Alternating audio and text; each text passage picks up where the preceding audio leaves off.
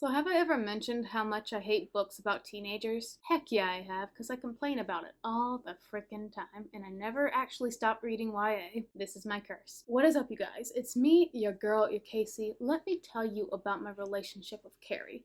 Not the book, just how I got introduced to the idea of maybe reading this book one day. The first night I became a nanny, and I went to the parents' house, and I met the kids, and I said, hey, I'm your babysitter. You gotta deal with it. Well, I didn't say that, but that's what I was thinking about it. I was talking with the parents, just introducing myself, getting friendly with the kids, and the mom is just like, you look like Sissy Spacek. And I'm like, who the heck is that? Because I don't watch movies, so I don't know what the heck any of these names mean. And she's like, you look like the girl from Carrie. That I did know, because I think we all know the basic premise of Carrie. Psychic girl, gets a bunch of blood dumped on her, goes crazy. So this mom just told me I look like a serial killer, and I said thank you. And she then left me alone with her 2 vulnerable kids. So that's when I decided I should finally read Carrie. It took 3 years, but I finally read it. It's a short book, so let's hope this is a short review. I don't like this book. At this date, I read 3 Stephen King books. The Shining, which I loved, Christine, which I thought was meh and weird, because it's like Stephen King wanted a story about an obsessive love between a guy and his car, but he also wanted the spirit possessing that car to be a cranky, racist, evil old man, so he combined it together. So now it seems like the cranky, racist, evil old man has a crush or something on the little boy. This is not legal. It was just a weird mesh of concepts for me. Also, it's a car, it's not scary. My 3rd Stephen King read was Carrie. It was very cringy. Side note before I get into the review, I am very curious to see what Stephen King's current writing style looks like. I want to read his latest book, like right now, honestly. I don't even know what his latest book is, I just need it. Because I want to see how his writing style has evolved. Because there was so many 70s reference in Carrie. I'm just like, what the heck? What is a perm? I know what a perm is, I'm just being hyperbole. I'm using hyperbole. Fun fact, my mom, she did hairdressing. She went to like cosmetology school. She got her license, but all throughout school, she had only been practicing hair on like mannequins, wigs, her friends, her fiance at the time, which would be my dad. So when she finally left the school, got a job at a hair salon, on her first day of work, that's when she finally realized that she hated touching people's hair. So she quit. That's a whole year of hair education wasted. Anyways, Carrie.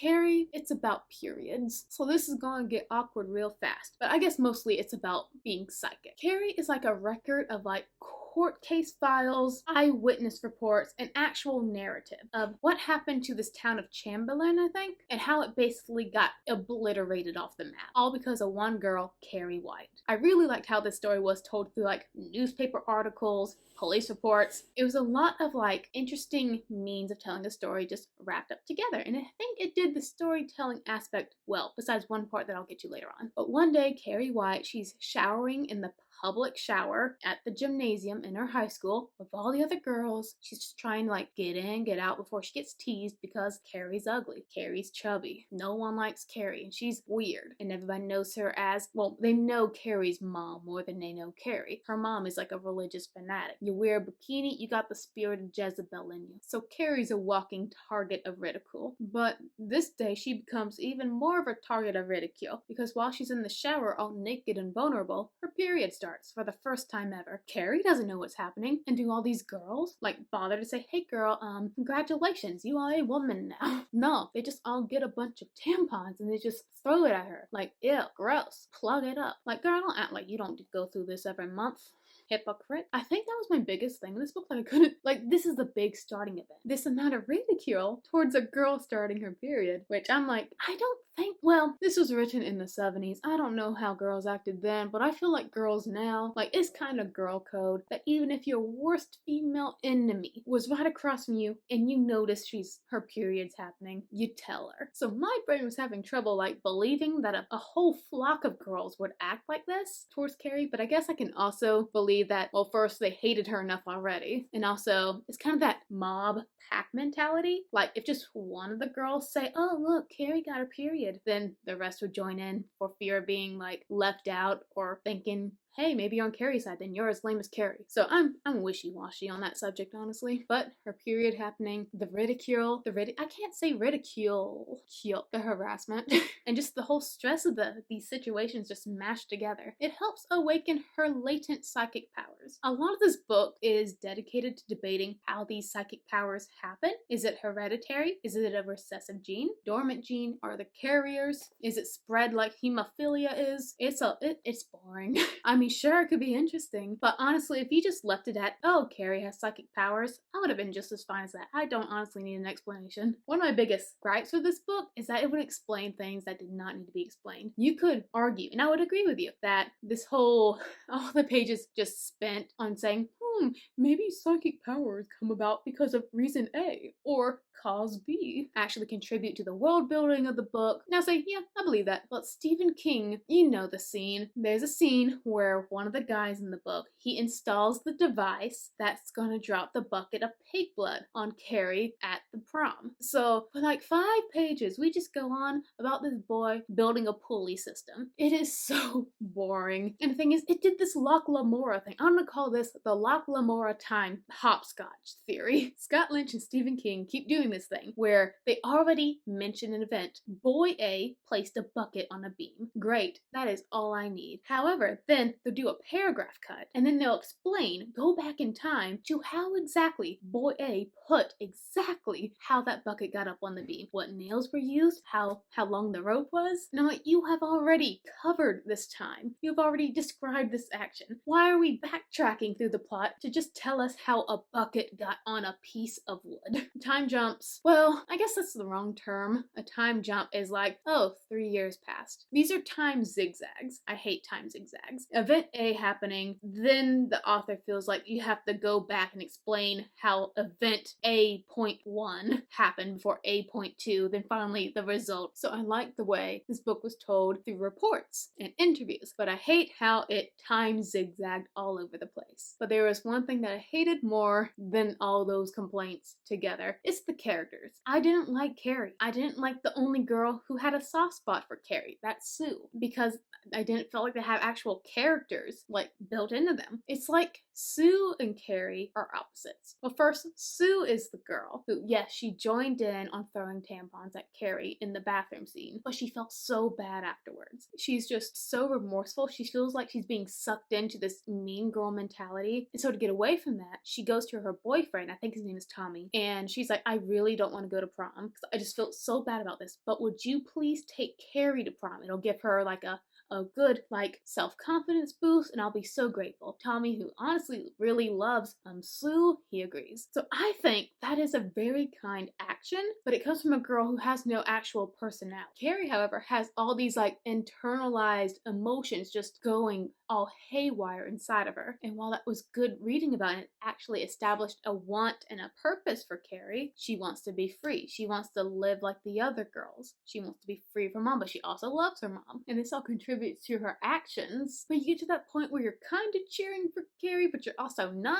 because she's gonna kill a bunch of people, and we don't condone that, not at least out loud. And she surprisingly has very little point of view chapters, because there's a lot of different point of views in this book. You got Sue's, you got Chris's, you got Sue's awful boyfriend. Oh my gosh, hated that man. Then you got all of her police reports. You get like little snippets from autobiographies of people who survived the Chamberlain event, the prom night. And you surprisingly have little time to develop Carrie's character besides, oh, I'm discovering I have psychic powers and I'm gonna bring down revenge on all these knuckleheads. It's just not enough for me to cheer for anybody. The only 2 characters that I liked in this book were Tommy, the nice boyfriend who went to the prom with Carrie, because that was just a nice thing to do and he actually made her feel beautiful and seen, but also the principal. Well, first, his character doesn't make any sense, because when we're introduced to him right after the shower scene, he barely remembers Carrie. He gets her name wrong. He's like, oh, you're fine, you're fine.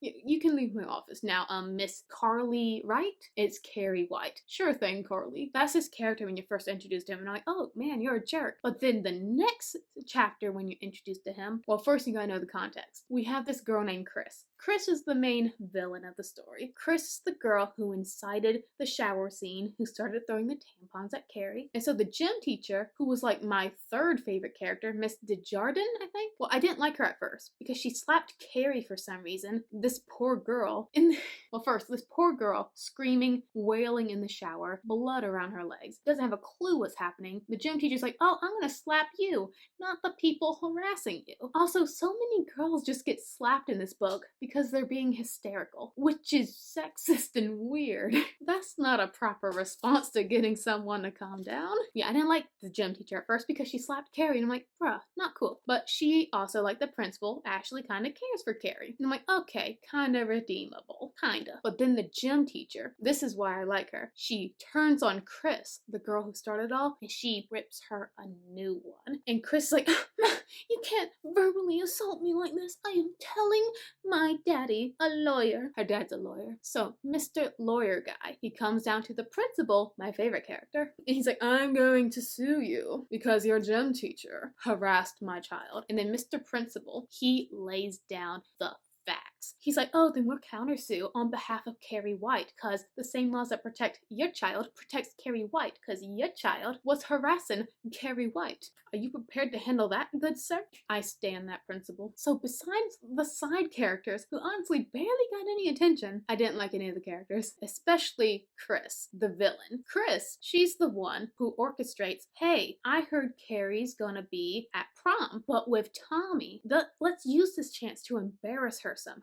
I'm gonna get revenge on her. Revenge for what, sweetheart? Carrie is not the cause of your revenge. Carrie should not be the target for your revenge. Chris is upset that she got detention because she was throwing tampons at a girl in a shower. I mean, yes, you gotta get detention for that, sweetie. Consequences. But you know who gave you that detention? It wasn't Carrie. It was the gym teacher. Why not get revenge on the gym teacher? Why would you get revenge on the girl you were harassing? This harassment caused you to get the detention in the first place. Carrie didn't give you the detention, the gym teacher did. You're not mad at Carrie, you're mad at the gym teacher. But for some reason, Chris is like, I'm gonna get revenge on Carrie, not the gym teacher. So we got a stupid villain with a crazy boyfriend. Crazy. Maybe it's my fault for believing people can't be this petty, even high schoolers, but it just felt like I had to put like a lot of my suspension of disbelief aside, and I just could not do that because I could not see how people would act like this in any capacity. Oh, I understand Carrie's motives 100%, but everyone else? No. Also, Sue, instead of letting a girl borrow your boyfriend, why not just be friends with the girl instead? That